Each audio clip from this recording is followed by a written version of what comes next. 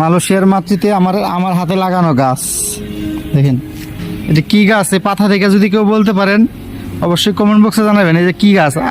পরে আমি আপনাদের বলে দিতেছি, আপনারা আগে কমেন্ট বক্সে লেখেন যে এটা কি গাছ। এটা আমার হাতে লাগানো গাছ। আমি অনেকগুলা গাছ লাগাইছিলাম, ওই যে ওইদিকে আছে কাঁঠাল গাছ আছে, রামবুতান গাছ আছে, এগুলো সব আমার হাতে লাগানো গাছ।